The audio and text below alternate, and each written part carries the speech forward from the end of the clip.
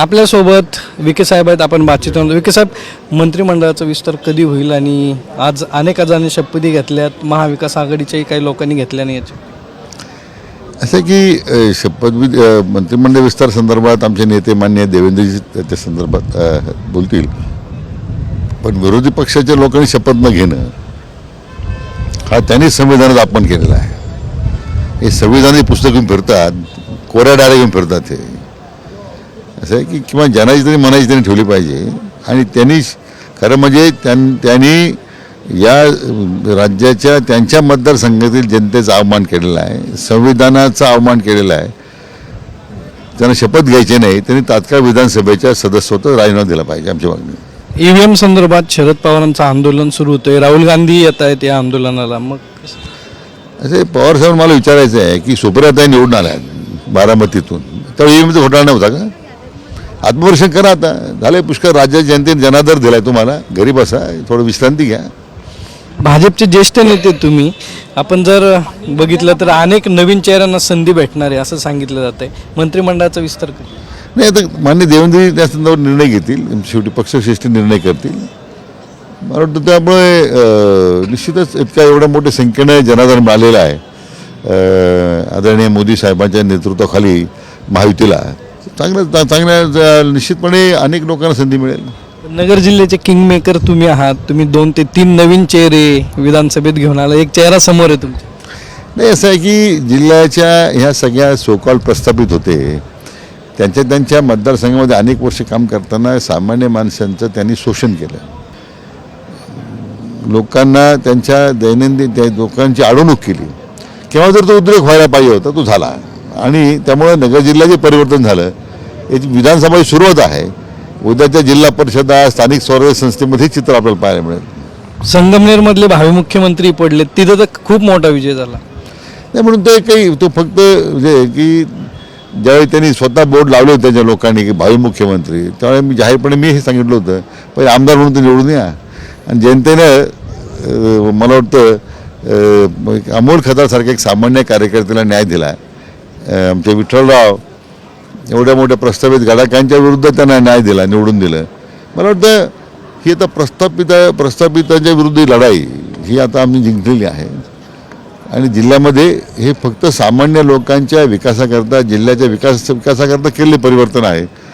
जनतेचा विश्वास आम्ही सार्थक करून दाखवू ही तुम्हाला खात्री देतो.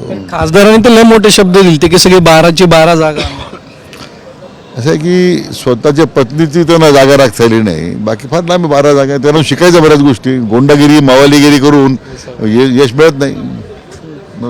आपल्यासोबत विठ्ठलराव लंगे साहेब आहेत. काय सांगाल तुम्ही? सगळे निश्चित आनंद आहे. आणि नगर जिल्ह्यामध्ये जवळजवळ 10 आमदार महायुतीचे निवडून आलेले आहे. सर्व आमचे वरिष्ठ नेते मंडळींचा फार त्याच्यामध्ये मोठा वाटा आहे. आदरणीय मुख्यमंत्री महोदय असतील, दोन्ही उपमुख्यमंत्री महोदय असतील आणि आमचे पालकमंत्री आदरणीय विखे पाटील साहेब असतील, यांचा या विजयामध्ये फार मोठा वाटा आहे. थँक्यू.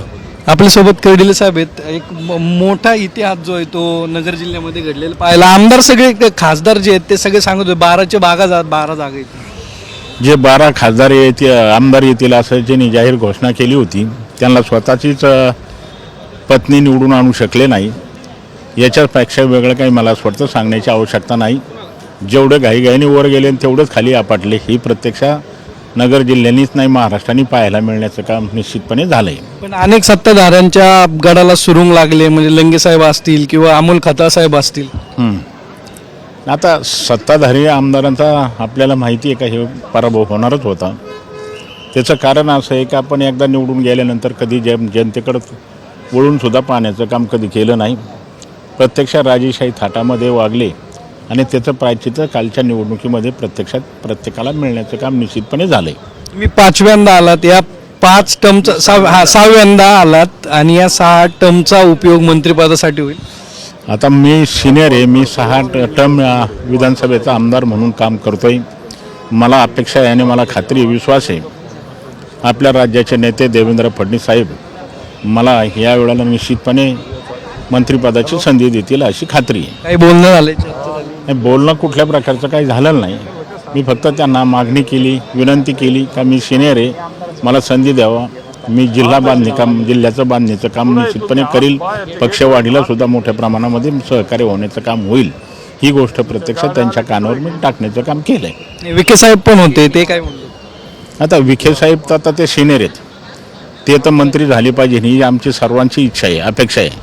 पण त्यांच्याच मंत्रिपदाबरोबरच आम्हाला सुद्धा दक्षिण उत्तर जर झालं तर आम्हाला दक्षिणेतून संधी मिळावा ही आमची अपेक्षा आहे.